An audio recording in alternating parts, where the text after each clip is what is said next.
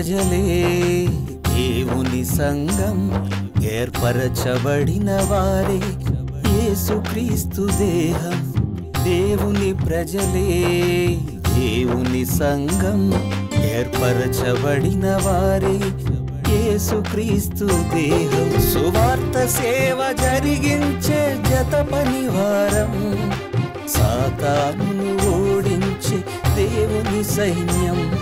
సువార్త సేవ జరిగించే జత పనివారం, సాతానును ఓడించే దేవుని సైన్యం.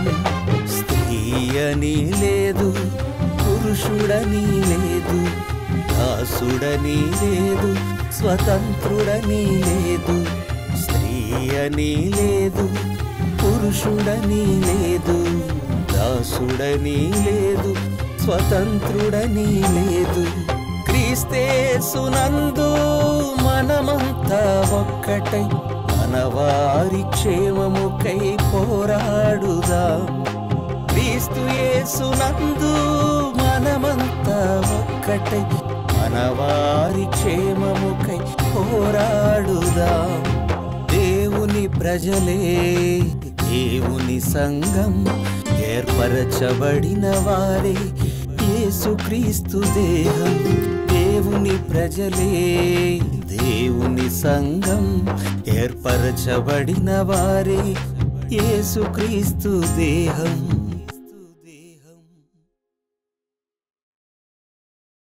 క్రీస్తు యేసునందు అత్యంత ప్రియులైన నా సహోదరి సహోదరులారా, మనవారు అనే కార్యక్రమానికి మీ అందరికీ స్వాగతమును తెలియజేయుచున్నాను. దేవుని మహాకృపను బట్టి ఈరోజు కూడా ఒక ఉన్నతమైనటువంటి అంశమును మనం నేర్చుకుందాం. పరిశుద్ధ గ్రంథములు తెరచి చెప్పబడుతున్నటువంటి సంగతులను పరిశోధనాత్మకంగా నేర్చుకోవాలని మీ అందరికీ సూచిస్తూ దేవుని పాఠ్యాంశంలోనికి మిమ్మల్ని తీసుకుని వెళ్తున్నాను. ప్రియులారా, భూమి మీద మనుషులందరినీ దేవుడు కుటుంబాలలో చూస్తున్నాడు. కుటుంబ వ్యవస్థను ఏర్పరిచినది దేవుడే. ఆదాము నుండి నేటి వరకు మనుషులందరూ కుటుంబాలుగా ఏర్పడుతున్నారు అంటే అది దేవుని సంకల్పం. దేవుడు తల్లి, తండ్రి, బిడ్డలు ఈ విధంగా కుటుంబ వ్యవస్థలో దేవుని జ్ఞానమును బట్టి నడుచుకుంటూ నిత్యత్వాన్ని వారు సంపాదించుకోవాలని ఆశించాడు. దానికి తగ్గట్టుగానే భూమి మీద ఆయన ప్రతిదానిని ఆ క్రమంలో సృష్టించాడు. జీవజాతులను కూడా మీరు చూస్తే అవి కూడా కుటుంబ వ్యవస్థలలో మనకు కనిపిస్తాయి. గుంపులు గుంపులుగా జీవజాతులు, జంతువులు కావచ్చు, పక్షులు కావచ్చు, ఇవన్నీ కూడా ఒక జాతికి చెందినవి, ఒక కుటుంబంగా ఈరోజు మన కళ్ళ ముందు కనిపిస్తున్నాయంటే అవి కూడా దేవుని యొక్క సృష్టిలో ఈ విధానాన్ని మనకు నేర్పిస్తున్నాయి, సూచిస్తున్నాయి. ప్రియులారా, కుటుంబ వ్యవస్థలో తల్లిదండ్రులు మరియు పిల్లల మధ్య ఉండేటువంటి ఆ బంధం చాలా గొప్పది. అందుకే దేవుడు నీవు దీర్ఘాయుష్మంతుడు ఒకనట్లు నీ తల్లిని నీ తండ్రిని సన్మానింపవలను అని ధర్మశాస్త్రంలో ఒక ఆజ్ఞగా ఆయన వ్రాయించాడు. పాత నిబంధన కాలంలోనే దేవుడు తల్లిదండ్రులను గౌరవించమన్నాడు, సన్మానించమన్నాడు. ఇక క్రొత్త నిబంధనలోనికి వెళితే దేవుని వాక్య ప్రకారము నడుచుకుంటున్న ప్రతి ఒక్కరిని తల్లిదండ్రులుగా, సహోదరి సహోదరులుగా చూడమన్నాడు. అంటే పాత నిబంధన కాలంలో అయితే కేవలం తల్లిదండ్రుల వరకే మీ యొక్క ప్రేమ ఆగిపోయింది. కానీ ఇప్పుడైతే మీ చుట్టూ దేవుని వాక్య ప్రకారం బ్రతుకుతున్న వారిని కూడా మీ కుటుంబంగా మీరు స్వీకరిస్తూ, సంఘంలో మీరు నివసిస్తూ, క్రీస్తు రాజ్యంలో పౌరులుగా మీరు జీవిస్తూ వారిని అందరినీ కూడా తల్లిగా, తండ్రిగా, సహోదరిగా, సహోదరుడుగా మీరు చూడాలి. అంటే పాత నిబంధన నుండి క్రొత్త నిబంధనకు వచ్చేసరికి దేవుడు ఆ జ్ఞానమును పరిపూర్ణమైనదిగా కనుపరుస్తున్నాడు. పాత నిబంధనలో కేవలం మనం ఎలా చూసాం? తల్లిదండ్రులను మనం సన్మానించాలి, మన కుటుంబంలో ఉన్న వారిని మనం ప్రేమించాలి. అయితే క్రొత్త నిబంధనకు వచ్చేసరికి నీ కుటుంబం అంటే దేవుని వాక్య ప్రకారం జీవించుచున్న ప్రతి ఒక్కరూ కూడా నీ కుటుంబమే. నీ కుటుంబంలో ఉన్నవారి కిందే లెక్క. కనుక వారిని కూడా తల్లిగా, తండ్రిగా, సహోదరుడుగా, సహోదరిగా నీవు ప్రేమించాలి, భావించాలి, వారికి నీ ప్రేమను చూపించాలి అని దేవుడు తెలియజేశాడు. అందుకే ప్రభు అయిన యేసుక్రీస్తు ఒకానొక సందర్భంలో ఆయన వాక్యమును ప్రకటిస్తున్నప్పుడు, ఆయన తల్లియు ఆయన సహోదరులు వచ్చినప్పుడు ఆయన వెంట ఉన్నటువంటి శిష్యులు నీ తల్లియు నీ సహోదరులు వచ్చారు అని ఆయనకు ఆ మాట, ఆ విషయాన్ని తెలియజేస్తున్నప్పుడు అప్పుడు ఆయన ఏమంటారు? నా వాక్యమును విని దాని ప్రకారము గైకొనువారు, నా వాక్యమును విని దాని ప్రకారము గైకొనువారు నా తల్లియు నా సహోదరులు. అంటే కేవలం నా తల్లి మరియా అని అక్కడతో నేను సరిపెట్టుకునే లోక సంబంధిని కాదు, లేక ధర్మశాస్త్ర సంబంధిని మాత్రమే కాదు. పరలోకమందున్న తండ్రి ఆలోచన ఎలా ఉంటుందంటే, భూమి మీద మనుషులందరూ ఆయన బిడ్డలే, మనుషులంతా ఆయనకు సమానమే. కనుక దేవుని వాక్య ప్రకారం ఎవరైతే నడుచుకుంటారో వారందరూ కూడా ఒక కుటుంబమే కదా, ఒకే ఆలోచనలో ఉన్నట్టు కదా. కనుక యేసుక్రీస్తు ప్రభువారు నా తల్లి నా సహోదరులు ఎవరు అంటే దేవుని వాక్యమును విని దాని ప్రకారం గైకొనువారు అని ప్రకటించారు. ప్రియులారా, ఇంత గొప్ప వ్యవస్థను, ఇంత గొప్ప అనుబంధాన్ని, ఇంత గొప్ప ప్రేమను దేవుడు కాలానుగుణంగా మనకు చూపిస్తూ ఇప్పుడు పరిపూర్ణ దశలోనికి మనలను తీసుకుని వచ్చాడు. తల్లిదండ్రులను సన్మానించమన్నాడు, తల్లిదండ్రులను గౌరవించమన్నాడు పరలోకమందున్న తండ్రి. ప్రియులారా, ఇక్కడ వరకు మనకు పరిశుద్ధ గ్రంథం నుండి విషయం అర్థమైతే ఇప్పుడు అసలైనటువంటి కీలకమైనటువంటి అంశంలోనికి మనం వద్దాం. అదేమిటంటే, తల్లి లేక అమ్మ అనేటువంటి ఆ పిలుపే చాలా అద్భుతమైనది. తల్లి మరియు బిడ్డలు, వారి మధ్య ఉండేటువంటి బంధం, దానిని గూర్చి వర్ణించటానికి మాటలు సరిపోవు. అంత గొప్ప బంధం. శరీరపరంగా వారి జీవితకాలం అంతా కూడా ఒకరిని ఒకరు ప్రేమిస్తూ, తల్లి తన బిడ్డలను ప్రేమిస్తూ, బిడ్డలు తమ తల్లిని ప్రేమిస్తూ, వారి జీవితకాలం అంతా కూడా దేవునికి లోబడి జీవించాలి. వారి మధ్య ఉండేటువంటి ప్రేమ చాలా విలువైనది, అది వెలకట్టలేనిది. అయితే అన్ని పరిస్థితుల్లో కూడా ప్రతి తల్లి ఈ విధంగానే ఉండకపోవచ్చు. అంటే బిడ్డలను దేవుని ప్రేమలో, దేవుని కొరకు బ్రతికింపజేసి దేవుని చిత్తానుసారంగా నడిపించే తల్లిగా ఉండకపోవచ్చు. అలాగే ప్రతి తండ్రి తన బిడ్డలను దేవుని మార్గంలో నడిపించే తండ్రిగా ఉండకపోవచ్చు. అలాగే ఇటు బిడ్డలు కూడా తమ తల్లిదండ్రులకు దేవుని పరంగా న్యాయం జరిగిస్తూ ఉండకపోవచ్చు. ఇది అన్ని విషయాలలో నెరవేరకపోవచ్చు, అందరి సందర్భాలలో నెరవేరకపోవచ్చు. మరి అలాంటప్పుడు ఏం చేయాలి? అప్పుడు కూడా దేవుని మాటను బట్టి తల్లిదండ్రులను సన్మానించాలా? అప్పుడు కూడా దేవుని మాటను బట్టి బిడ్డలు దేవుని బహుమానాలు కనుక వారి ఇష్టానికి వారు పోతున్నప్పుడు వారి ఇష్టాన్నే మనం ఒప్పుకోవాలా? తల్లిదండ్రులుగా వారి ఇష్టాన్ని మనం ఒప్పుకోవాలా? ఈ విషయాన్ని పరిశుద్ధ గ్రంథంలో నుండి ఈరోజు మనం ఆలోచన చేద్దాం. ప్రియులారా, ఈ భూమి మీద దేవుడు ఏర్పరిచినటువంటి ఈ కుటుంబ వ్యవస్థ, ఈ బంధాలు అన్నీ కూడా దేవుని వాక్యమునకు లోబడి ఉన్నప్పుడు అవి చక్కగా ప్రతిఫలిస్తాయి. వాటి వలన మేలు కలుగుతుంది.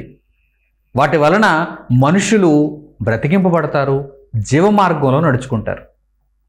ఎప్పుడైతే కుటుంబ వ్యవస్థ దేవుని వాక్యంలో కట్టబడుతుందో, దేవుని వాక్యానుసారముగా అది ముందుకు వెళుతుందో, అప్పుడు అనగా తల్లి, తండ్రి, బిడ్డలు వీరందరూ కూడా క్రీస్తు బోధయందు నిలిచి ఉన్నవారైతే, తమ ఆత్మలను రక్షించుకోవటానికి శక్తి కలిగినటువంటి వాక్యమును స్వీకరించి దేవుని కొరకు వారు పనిచేస్తూ దేవుని మార్గంలో నడుచుచున్న వారైతే కనుక వారి యొక్క కుటుంబ వ్యవస్థ చాలా గొప్పగా ఉంటుంది, అందరికీ ఆదర్శనీయముగా ఉంటుంది. వారి విషయంలో అనగా ఏ కుటుంబం అయితే పరిపూర్ణంగా తల్లిదండ్రులు కావచ్చు, పిల్లలు కావచ్చు, ఏ కుటుంబం అయితే పరిపూర్ణంగా దేవుని మాటలను అనుసరిస్తుందో ఆ కుటుంబం దేవుని వాక్యాన్ని బట్టి ఉన్నతముగా నిలుస్తుంది. ఆ కుటుంబంలో ఉన్నటువంటి తల్లిదండ్రులు సన్మానానికి అర్హులు. సన్మానానికి అర్హులు అంటే పిల్లలు ఆ తల్లిదండ్రులను సన్మానించాలి. అలాగే ఆ తల్లిదండ్రులు కూడా తమ బిడ్డలను తమ జీవితకాలం అంతా ప్రేమతో, అనురాగంతో పెంచాలి. ప్రియులారా, ఎప్పుడైతే దేవుని వాక్యం నుండి కుటుంబం తప్పిపోతుందో, అంటే తల్లి కావచ్చు, తండ్రి కావచ్చు, బిడ్డలు కావచ్చు, ఎవరైనా దేవుని వాక్యం నుండి తొలగిపోయి దేవునికి భిన్నంగా నడుచుకుంటున్నప్పుడు ఈ ప్రేమ పనిచేయదు. అలాగే వారు సన్మానానికి కూడా అర్హులు కాలేరు. ఆ తల్లిదండ్రులు బిడ్డల యొక్క సన్మానానికి అర్హులు కాలేరు. ఎందుకంటే దేవుని వాక్యమునకు ఎవరైతే విరోధంగా వెళ్తున్నారో, దేవుని వాక్యమును ఎవరైతే విభేదించి దేవునికి వ్యతిరేకంగా బ్రతుకుతున్నారో అట్టివారు దేవుని ప్రేమకు పాత్రులు కాలేరు. అలాగే కుటుంబ వ్యవస్థలో ఉన్నటువంటి ప్రేమకు కూడా వారు పాత్రులు కాలేరు. ఈ విషయాన్ని పరిశుద్ధ గ్రంథంలో ఒకానొక ఉదాహరణ ద్వారా దేవుడు తెలియజేస్తున్నాడు. చాలామందికి ఈ విషయంలో సందేహం ఉంటుంది. అదేంటంటే, దేవుడు తల్లిదండ్రులను సన్మానించమన్నాడు. అలాగే తల్లిదండ్రులకు బిడ్డలు దేవుడిచ్చిన బహుమానాలు కనుక వీరు ఎలా ఉన్నా సరే, అనగా దేవుని వాక్యానికి వీరు ఎంత భిన్నంగా నడుచుకుంటున్నా సరే, దేవునికి ఎంత వ్యతిరేకులైపోయినా సరే, వీరిని నేను నిరంతరం సన్మానిస్తూ ఉండాలా లేక వీరిని నిరంతరం నేను ప్రేమిస్తూ ఉండాలా అంటే ఆ విషయాన్ని గూర్చి ఒక చక్కని సమాధానాన్ని ఒక మంచి ఉదాహరణ ద్వారా దేవుడు తెలియజేస్తున్నాడు. ప్రియులారా, యోధా రాజు అయినటువంటి ఆసా అనేటువంటి వ్యక్తి మనకు చరిత్రలో కనిపిస్తున్నాడు. యోధా ప్రజలను ఏలినటువంటి రాజు ఆసా. ఈ ఆసా అనేటువంటి యోధా రాజుకు తల్లి మయక. ఆసా యొక్క తల్లి ఎవరు? మయక. ఈ మయక అనేటువంటి తల్లి అందరి తల్లుల వలె దేవుని వాక్యమును బట్టి నడుచుకునేటువంటి తల్లి కాదు. దేవుని చిత్తాన్ని నెరవేర్చాలనే మనసున్న తల్లి కాదు. ధర్మశాస్త్రమును అనుసరించి నడుచుకోవాలనేటువంటి తల్లి కాదు. యోధారాజు అయినటువంటి ఆసా అటువంటి పరిస్థితులలో ఏం చేశాడు? తల్లిదండ్రులను సన్మానించాలి కదా. ధర్మశాస్త్ర ప్రకారం తల్లిదండ్రులను సన్మానించాలి. ప్రతి ఇశ్రాయేలీయుడు తల్లిదండ్రులను సన్మానించాలి. ఇప్పుడు ఇశ్రాయేలీయులలో ఒకానొక గోత్రానికి సంబంధించినటువంటి యోధారాజు అయినటువంటి ఆసా, ఇతడు మరలా సామాన్యుడు కూడా కాదు, రాజు. యోధారాజు, యోధా ప్రజలను ఏలుతున్నాడు యోధారాజు ఆసా. ఈ ఆసా తన తల్లి అయినటువంటి మయక ధర్మశాస్త్రమునకు విరోధముగా బ్రతుకుచున్నప్పుడు ఆ తల్లిని సన్మానించాడా లేక ఏం చేశాడు? ఈ విషయాన్ని పరిశుద్ధ గ్రంథంలో దేవుడు ఒక ఉదాహరణగా చూపిస్తున్నాడు. ఈ ఉదాహరణ నేడు మన బ్రతుకులలో ఎంతో అవసరం. ప్రియులారా, మొట్టమొదట మీకు చెప్పినట్టుగా తల్లిదండ్రులను సన్మానించే విషయంలో దేవుడు పరిపూర్ణ స్థాయికి మనల్ని తీసుకుని వచ్చాడు, అంతే తప్ప దిగజార్చలేదు. తల్లిదండ్రులను ప్రేమించే విషయంలో దేవుడు క్రొత్త నిబంధనలో పరిపూర్ణమైన స్థాయికి తీసుకొచ్చాడు. ఆ పరిపూర్ణమైన స్థాయి ఎలా ఉంటుంది? కేవలము మన కుటుంబంలో ఉన్న తల్లి తండ్రిని మాత్రమే కాకుండా దేవుని సంఘం, దేవుని రాజ్యంలో ఉన్నటువంటి, అనగా దేవుని వాక్య ప్రకారం నడుచుకుంటున్నటువంటి ప్రతి తల్లిని, ప్రతి తండ్రిని కూడా మనం సన్మానించడానికి ఈరోజు ఆలోచన చేయాలి. ఆ కార్యక్రమాలలో ఉండాలి. ఆ విధానాన్ని మనం అలవరుచుకోవాలి. ఇది పరిపూర్ణత. అంటే తల్లిదండ్రులను సన్మానించే విషయంలో దేవుడు ఉండే కొద్దీ, అనగా పాత నిబంధన కాలం నుండి క్రొత్త నిబంధన కాలంలోనికి ఆయన ఆలోచన విధానం ఎలా ఉంది? ఆయన అభివృద్ధిని చూపించాడు. అప్పుడైతే కేవలం నీ కుటుంబంలో ఉన్నటువంటి తండ్రిని తల్లిని మాత్రమే సన్మానించారు. ఇప్పుడైతే సంఘంలో ఎంతమంది, నీకంటే పెద్దవారు, వృద్ధాప్యంలో ఉన్నవారు ఎంతమంది ఉంటారు? వారందరినీ కూడా దేవుని వాక్య ప్రకారం నడుచుకునే ప్రతి ఒక్కరిని కూడా నీవు తండ్రిగా, తల్లిగా భావించాలి. నీ సహోదరులుగా నీవు భావించాలి. అంటే తల్లిదండ్రులను సన్మానించాలనే విషయంలో దేవుడు మనకు పరిపూర్ణమైనటువంటి స్థాయిని చూపించాడు. అయితే ఒకవేళ ఆ తల్లిదండ్రులే దేవుని వాక్యమునకు అవిధేయులుగా బ్రతుకుచున్నప్పుడు ఏం చేయాలి? వారిని సన్మానించాలా? వారిని సన్మానిద్దాం అనుకుంటే వారేమో దేవుని వాక్యానికి భిన్నంగా ఉంటారు, దేవుణ్ణి ఎదిరిస్తారు, దేవుని కొరకు బ్రతకరు, దేవుని కార్యక్రమాలను అడ్డగిస్తారు. మరి అలాంటప్పుడు ఏం చేయాలి? అలాగే తల్లిదండ్రులు మాత్రమే కాదు, తల్లిదండ్రులు దేవుని వాక్యంలో ఉన్నప్పుడు, దేవుని మార్గాన్ని అనుసరిస్తున్నప్పుడు పిల్లలు కూడా ఒకవేళ దేవునికి విరోధంగా బ్రతకచ్చు. పిల్లలు దేవుని మార్గము నుండి వెళ్ళిపోవచ్చు. అలాంటి పరిస్థితుల్లో కూడా ఏమి చేయాలి? ఒకే ఒక ఉదాహరణ ద్వారా దేవుడు మనకు చక్కని సమాధానాన్ని దయచేస్తున్నాడు. ప్రియులారా, ఈ ఉదాహరణ మనం చూద్దాం.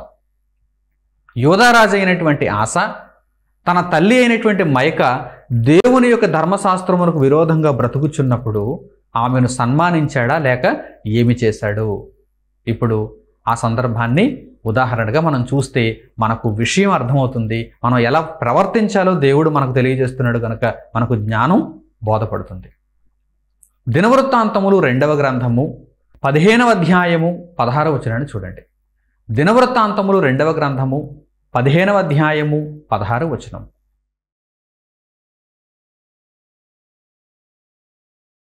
మరియు తన తల్లి అయిన మయక అసహ్యమైన యొక్క దేవతాస్తంభమును నిలిపినందున ఆమె ఇక పట్టపు దేవి అయి ఉండకుండా రాజైన ఆస ఆమెను త్రోసివేసి ఆమె నిలిపిన విగ్రహమును పడగొట్టి చిన్నాభిన్నము చేసి కిద్రోను వాగు దగ్గర దాన్ని కాల్చివేసెను. ఏం జరిగిందో చూసారా? యోధారాజు అయినటువంటి ఆసా యొక్క తల్లి అయిన మైక ఏం చేసిందో చూసారా? యోధారాజు అయినటువంటి ఆస ధర్మశాస్త్రమును బట్టి నడుచుకుంటున్నాడు. మరి తల్లి కూడా ఎలా ఉండాలి? ధర్మశాస్త్రమును బట్టి నడుచుకోవాలి కదా. ఒక రాజుకు తల్లిగా ఉన్నటువంటి స్థితి. అలాగే అక్కడ వ్రాయబడిన మాటలు మీరు చూస్తే యోధారాజు అయినటువంటి ఆస ఆమెకి ఇచ్చినటువంటి ఘనత ఏంటంటే పట్టపు దేవి, పట్టపు రాణి అంటారు చూడండి. పట్టపు దేవి అంటే ఆ రాజ్యానికి ఒక పెద్ద దిక్కుగా ఉంది. రాజుకే తల్లి, రాజమాత అంటారు. ఒక చక్కని ఆధిక్యతను యోధారాజు అయినటువంటి ఆస ఆమెకు కల్పించాడు. ఆమె పేరు మయక. మయక. నీ తల్లిదండ్రులను సన్మానించాలి అని దేవుడు సూచించినట్టుగా దీర్ఘాయుష్మంతుడుగా బ్రతకటానికి దేవుడిచ్చిన ఆజ్ఞలను నెరవేర్చుచు దేవుని ఆజ్ఞలలో ఒకటైనటువంటి నీ తల్లిదండ్రులను సన్మానించుము అనేటువంటి ఆజ్ఞను గౌరవిస్తూ పాటిస్తూ యోధారాజు అయినటువంటి ఆస తన తల్లి అయినటువంటి మైకాను పట్టపు దేవిగా చేశాడు. యోధారాజ్యానికి ఆమె పట్టపు దేవి స్థాయిలో ఉంది. ఆ స్థాయిలో ఉన్నటువంటి ఆమె ధర్మశాస్త్రాన్ని అనుసరించటం వలన యోధా ప్రజలందరూ కూడా ధర్మశాస్త్రాన్ని అనుసరించి నడుచుకోవటానికి ఒక ప్రేరణ ఉంటుంది. మా రాజమాత ధర్మశాస్త్రమును అనుసరించి నడుచుకుంటున్నది కనుక మేము కూడా ఏ పరిస్థితులలోనూ ధర్మశాస్త్రాన్ని అతిక్రమించకూడదనేటువంటి భావన ప్రజలలో ఉంటుంది కదా. కానీ ఆమె ఎలా ఉందో చూడండి. అసహ్యమైనటువంటి ఒక దేవతా ప్రతిమను ఆమె నిలువబెట్టింది. ఒక స్తంభాన్ని నిలవబెట్టింది. ఒక స్తంభాన్ని నిలువబెట్టింది. ప్రియులారా, అటువంటి పరిస్థితులలో యోధారాజు అయినటువంటి ఆస ఏం చేయాలి? యోధారాజు అయినటువంటి ఆస ఏం చేయాలి? దేవుడు తల్లిదండ్రులను సన్మానించమన్నాడు కదా. నీవు దీర్ఘాయుష్మంతుడు కావాలంటే నీ తల్లిని నీ తండ్రిని నీవు సన్మానించాలని దేవుడు తెలియజేశాడు కదా. మరి ఆ మాటను బట్టి తన తల్లి అయినటువంటి మైకా ఏమి చేసినా కానీ, అసహ్యమైనటువంటి దేవతా స్తంభములను ఎన్ని నిలిపినా కానీ, దేవుని ధర్మశాస్త్రానికి విరోధంగా ఎంత బ్రతికినా కానీ ఆమెను అలా సన్మానిస్తూ ఉండాలా. అలా సన్మానిస్తూ ఉండడం వలన ఇతడు దేవుని వాక్యానికి భిన్నంగా నడుచుకున్నట్టు అవుతుంది కదా. అంటే మన జీవితాలలో ప్రథమ స్థానంలో ఉండవలసింది దేవుని వాక్యం, ఆ తరువాతి స్థానాలలో ఉండవలసిందే మిగిలిన వారందరూ. తల్లి, తండ్రి, పిల్లలు, అలాగే వివాహమైన వారు, భార్య, భర్త, అలాగే మిగిలినటువంటి రక్త సంబంధాలు. ఇవన్నీ ఎవరి తర్వాత? దేవుని తరువాత, దేవుని వాక్యం తరువాత. దేవుని వాక్యానికి ఏ బంధం అయినా అడ్డొస్తుంది అనుకోండి, అప్పుడు ఏం చేయాలో యోధారాజు అయినటువంటి ఆస మనకు నేర్పిస్తున్నాడు. అలాగని వారికి హాని తలపెట్టలేదు. తన తల్లి అయినటువంటి మైక అసహ్యమైనటువంటి దేవతా స్తంభాన్ని నిలువబెట్టినప్పుడు ఆమెనేమైనా చంపించేశాడా? ఆమెకేమైనా బాధ కలుగు చేశాడా? లేదు. ఆమెను పట్టపు దేవిగా తొలగించేశాడు. అంటే ఆ హోదాలో నువ్వు ఉండటానికి ఇక అనర్హురాలవమ్మా అని చెప్పేశాడు. ఎందుకంటే ఆ హోదాలో కూర్చున్నప్పుడు నీవు అందరికీ ఒక మార్గదర్శిగా ఉండాలి. నిన్ను చూచినటువంటి మిగిలిన సామాన్యులు కూడా ఏం చేస్తారు? రేపటి నుండి వారు కూడా విగ్రహారాధన వైపు మొగ్గుతారు. రాజే ఒకవేళ త్రోవ తప్పితే, రాజమాతే ఒకవేళ త్రోవ తప్పితే, ఇక రాజ్యంలో ఉన్నటువంటి ప్రజలందరూ ఏం చేస్తారు? త్రోవ తప్పే కదా తిరుగుతారు. కనుక మనం ఈ స్థాయిలో ఉన్నప్పుడు, ఈ ఆధిక్యతను మనం కలిగి ఉన్నప్పుడు మన భుజముల మీద భారం ఉన్నట్టుగా మనం భావించాలి. రాజ్య భారం ఉన్నట్టుగా మనం భావించాలి. మనం ప్రజలకు ఒక మాదిరిగా ఉండాలి, ఒక ఉదాహరణగా ఉండాలి. యోధారాజు అయినటువంటి ఆస అందుకే ఒక చక్కని నిర్ణయాన్ని అమలు చేశాడు. తన తల్లి అయినటువంటి మైకాను ఆ పట్టపు దేవి స్థాయి నుండి తొలగించాడు. ఆ తర్వాత ఆమె నిలువు పెట్టించినటువంటి ఆ దేవతా స్తంభమును, అసహ్యమైనటువంటి దేవతా స్తంభమును చిన్నాభిన్నము చేసేసాడు. తుత్తునీయులుగా విరగొట్టేశాడు. కిద్రోను వాగు దగ్గర నాశనం చేసేసాడు. చూసారా, ఈ మాటలను దేవుడు ఎందుకు రాయించాడో తెలుసా? మీకు ఒకవేళ సందేహం కలిగితే ఇదిగో ఈ సందర్భం ద్వారా మీరు సందేహం నివృత్తి చేసుకోవాలి. ఆయా సందర్భాలలో, మన జీవితంలో ఆయా సందర్భాలలో ఎన్నెన్నో ఇటువంటి పరిస్థితులు మనకు ఎదురవుతూ ఉంటాయి. తల్లి వలన కావచ్చు, తండ్రి వలన కావచ్చు, సహోదరుల వలన కావచ్చు, బంధువుల్లో ఎవరి వలననైనా కావచ్చు. దేవుని వాక్యమునకు ఎవరు అడ్డు వచ్చినా సరే వారిని నీవు విడిచిపెట్టాలి. అలాగని వారికి హాని చేయమనేమి దేవుడు చెప్పలేదు. కానీ వారు సన్మానమునకైతే పాత్రులు కారు. లోకంలో మీరు ఎప్పుడైనా ఎవరినైనా సన్మానించాలనుకుంటే ఎవరిని సన్మానిస్తారు చెప్పండి? వారు ఏదో గొప్ప కార్యమును సాధించినప్పుడు వారిని సన్మానిస్తారు. సన్మానించలేదు అంటే అర్థం ఏంటి? వారిక ఆ సన్మానానికి అర్హులు కాదు, వారు సన్మానానికి పాత్రులు కారని అర్థం. అలాగని వారి మీద మనం ఏదో ద్వేషం పెంచుకున్నట్టు కాదు, వారికి మనం ఏదో కీడు తలపెడుతున్నట్టు కాదు. కనుక ఈ విషయ పరిజ్ఞానాన్ని మనం కలిగి యోధారాజైన ఆస ఏం చేశాడు? తన తల్లి పట్టపు దేవి స్థాయిలో ఉన్నప్పుడు ఆమెను తొలగించాడు, ఆమెను త్రోసివేశాడు. ఆమె చేసినటువంటి ఆ అసహ్యమైనటువంటి పనిని కూడా నిర్మూలన చేశాడు, నాశనం చేశాడు తనకున్నటువంటి రాజ్యాధికారాన్ని బట్టి. కనుక ఈ సందర్భం ద్వారా మనం విషయాన్ని గ్రహించినప్పుడు దేవుడు మన ఆంతర్యంలో, మన ఆలోచనల్లో మొదటి స్థానంలో ఉండాలి. దేవుని స్థానాన్ని ఇక ఏది ఆక్రమించకూడదు. తల్లి, తండ్రి, బంధువులు, లోకపరమైనటువంటి ధనం, భోగభాగ్యాలు, మన ఇష్టాలు, ఏవేవో పదార్థాలు, మన ఆలోచనలు, మన స్వంత నిర్ణయాలు, ఇవేవి కూడా దేవుని స్థానాన్ని ఆక్రమించకూడదు. దేవుని స్థానము అనగా దేవుని వాక్యమునకున్న స్థానము. దేవుని వాక్యం ఏమని తెలియజేస్తుందో దానిని మనం పాటించాలి. అప్పుడు మన బ్రతుకులు ఎలా ఉంటాయి? నిత్యత్వపు మార్గంలో విరాజిల్లుతూ ఉంటాయి. మనము ఫలించే తీగగా ఉండాలంటే ద్రాక్షావల్లిగా ఆ మొదలులో మనం ఏకీభవించి ఉండాలి, వేరైపోకూడదు. ఆ ద్రాక్షావల్లి నుండి మనం వేరైపోయామనుకోండి, మనం ఫలించలేం కదా, మనకు ఆ సారం రాదు కదా, ఆ ద్రాక్షావల్లి నుండి సారం రాదు కదా. కనుక మనం ఫలించే తీగగా ఉండాలంటే కనుక, ఫలించే కొమ్మగా ఉండాలంటే కనుక ఆ చెట్టులో మనం మిళితమై ఉండాలి. అలాగే మన బ్రతుకులను దేవుని మార్గంలో కొనసాగించుకోవాలంటే కనుక మన జీవితంలో, మన ఆలోచనలలో ప్రథమ స్థానంలో దేవుడు ఉండాలి. ఆ తర్వాత మిగిలిన స్థానాలలో మిగిలిన వారందరూ ఉండాలి. ఇదే విషయాన్ని ప్రభువైన యేసుక్రీస్తు వారు తెలియజేశారు. అనేక మందికి ఆ విషయం అర్థం కాలేదు. యేసు ప్రభువు అందరినీ ద్వేషించమంటున్నాడా అన్నారు. కాదు. యేసు ప్రభువు నిర్హేతుకముగా ఎవరినైనా ద్వేషించమని చెబుతాడా? ఆయన ఎలాంటి మనసున్నవాడు?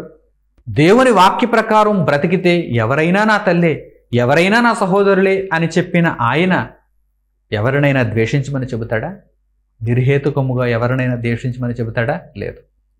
మరి ఆయన ఆ మాటలు ఎందుకు పలికాడు? చూడండి, ఏ మాటలు పలికాడు, ఏ మాటలు చాలామందికి అర్థం కాలేదు. ఒక్కసారి మీరు చూడండి. మత్తయి సువార్త 10వ అధ్యాయము 37వ వచనం. మత్తయి సువార్త 10వ అధ్యాయము 37వ వచనం.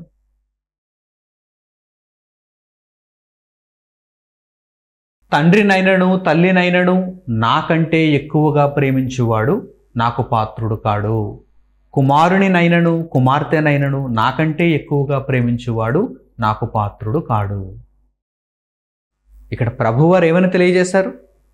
నీ తండ్రినైనా నీ తల్లినైనా నాకంటే ఎక్కువగా ప్రేమించకు. అంటే వారు ఒకవేళ తప్పుడు విధానంలో ఉన్నప్పుడు, తప్పుడు కార్యక్రమాలను చేస్తున్నప్పుడు నాకంటే ఎక్కువగా వారిని నీవు ప్రేమిస్తే ఆ తప్పులను నీవు ప్రేమిస్తున్నట్టు, ఆ దోషాలను నీవు ప్రేమిస్తున్నట్టు, ఆ దుర్మార్గతను నీవు ప్రేమిస్తున్నట్టు. అప్పుడు నీవు నాకే దూరం అయిపోతావు, దేవుని వాక్యానికి దూరం అయిపోతావు, నిత్యత్వానికి దూరం అయిపోతావు, నిన్ను నీవే నాశనం చేసుకుంటావు. కనుక ప్రభువారు ఎంత చక్కగా తెలియజేశారు. ఈ మాటలను స్వీకరించకుండా, అద్భుతంగా స్వీకరించకుండా ఎందుకు అపార్థం చేసుకుంటున్నారు? ఆయన కంటే ఎక్కువగా ఎవరిని ప్రేమించకూడదు. ఎందుకంటే ఆయనలో పరిపూర్ణత ఉంది, ఆయనలో సర్వసత్యం ఉంది. అలాగని ప్రేమించొద్దన్నాడా? నన్ను వెంబడిస్తే మీరు మీ తండ్రిని కానీ, మీ తల్లిని కానీ, మీ సహోదరులను కానీ, మీ బంధువులను కానీ ఎవరిని ప్రేమించకూడదు, ఇది నా ఆజ్ఞ అన్నాడా? లేదు. నాకంటే ఎక్కువగా ప్రేమించకండి. యోధారాజు అయినటువంటి ఆస తన తల్లి అయినటువంటి మయకాను దేవుని కంటే ఎక్కువగా ప్రేమించలేదు. దేవుని కంటే ఎక్కువగా ప్రేమించలేదు, దేవుణ్ణి ఎక్కువగా ప్రేమించాడు. కనుక అతని తల్లి దేవునికి భిన్నంగా బ్రతుకుతున్నప్పుడు దేవుణ్ణి ఎక్కువగా ప్రేమించాడు. కనుక తన తల్లిని పట్టపు దేవుగా ఉండడానికి అతడు ఒప్పుకోలేదు, ఆమెను త్రోసివేశాడు. ఆమె చేసినటువంటి ఆ నీచ కార్యమును కూడా నాశనం చేశాడు, నిర్మూలం చేశాడు. ఈ విషయం మీకు అర్థమైతే అసలు మీ జీవితకాలంలో బంధుత్వాల పట్ల, రక్త సంబంధాల పట్ల ఎటువంటి సందేహాలు మీకు ఉండవు. ప్రతి చిక్కుముడి కూడా వీడిపోతుంది. వారు దేవుని వాక్యానుసారంగా ఉన్నప్పుడు మీతో ఏకీభవించి, మీరు దేవునిలో ఉన్నప్పుడు మీతో ఏకీభవించి దేవుని కోసం మీతో పాటు ముందుకు నడుస్తారు. వారు దేవునికి భిన్నంగా ఉంటున్నప్పుడు మీతో వ్యతిరేకిస్తారు. అలాంటప్పుడు మీరు వారిని దేవుని మార్గంలోకి తీసుకుని రావడానికి ప్రయత్నం చేయాలి, కానీ వారి మార్గంలోనికి మీరు వెళ్ళకూడదు, వారి ఆలోచనలతో మీరు కలిసిపోకూడదు. ఎందుకంటే మీ ఆత్మను మీరే నశింపజేసుకునేటువంటి అవకాశం లేకపోలేదు. అందుకే ప్రభు అయిన యేసు మాటలను ఇప్పుడు మనం జాగ్రత్తగా అర్థం చేసుకోగలిగితే ఆయనను మనం మిన్నగా ప్రేమించాలి. ప్రతి దినము ఆయన మనకిచ్చినటువంటి సిలువను ఎత్తుకొని ఆయనను వెంబడించాలి. ఆ సిలువ మార్గంలో మనం వెళుతున్నప్పుడు మనతో పాటు మన తల్లి వచ్చినా, మనతో పాటు మన తండ్రి వచ్చినా, వారి వారి సిలువలు ఎత్తుకుని వారు కూడా వచ్చినప్పుడు, మనతో పాటు మన సహోదరులు, మనతో పాటు మన బంధువులు వచ్చినప్పుడు మనకు ఎంత సంతోషం. మనం దేవుని మార్గంలో నడుచుకుంటున్నప్పుడు మన తల్లి, మన తండ్రి, మన సహోదరులు, మన బంధువులు కూడా దేవుని మార్గంలో నడుచుకుంటే మనకు ఎంత సంతోషం. మనకంటే ఎక్కువగా వారిని ప్రేమిస్తాం, మనకంటే ఎక్కువగా వారిని ప్రేమిస్తాం. ఇక్కడ కేవలం తల్లి, బిడ్డలు అనే కాదు, మిగిలిన వారి అందరి విషయాలలో కూడా ఈ ఉదాహరణ మనం తీసుకోవచ్చు. తండ్రి విషయంలో ఈ ఉదాహరణ తీసుకోవచ్చు. అలాగే బిడ్డల విషయంలో కూడా తల్లిదండ్రులు దేవుని మార్గంలో నడుచుకుంటున్నారు, ఒక్కొక్కసారి బిడ్డలు దేవుని వాక్యానికి భిన్నంగా ఉంటారు. అటువంటి పరిస్థితుల్లో కూడా బిడ్డలను ప్రక్కన పెట్టాలి, దేవుని మార్గంలో మనం ముందుకు వెళ్ళాలి. తల్లిదండ్రులుగా దేవుని మార్గంలో వారు ముందుకు వెళ్ళాలి. ఈ విషయాలన్నిటినీ జాగ్రత్తగా మీరు పరిశీలించి, ఆలోచించి అర్థం చేసుకోగలిగితే దేవుని యొక్క జ్ఞానం మీకు అర్థమవుతుంది.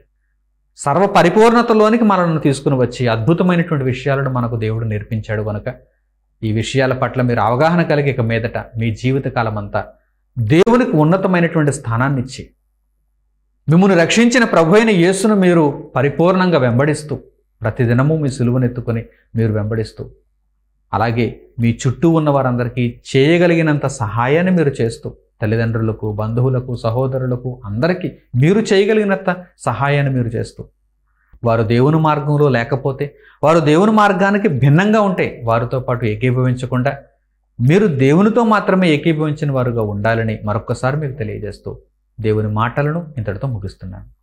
తండ్రి అయిన దేవునికి ప్రార్థనలు ఏకీభవించండి.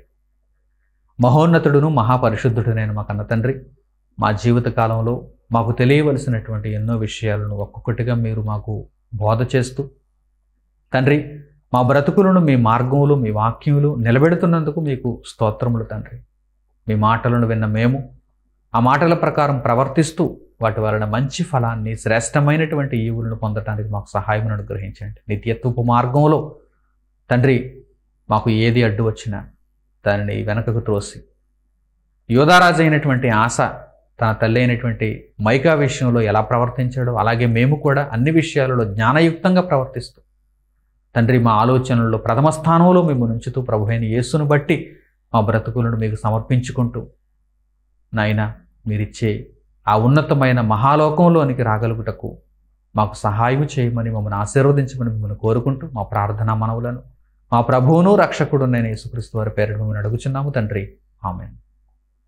మన తండ్రి అయిన దేవుని ప్రేమ, మన రక్షకుడైన యేసుక్రీస్తు వారి కృప, పరిశుద్ధాత్మని అన్యోన్య సహవాసము మనందరికీ సదాకాలము తోడే నడిపించునుగాక. ఆమేన్. అందరికి వందనములు. సెలవు.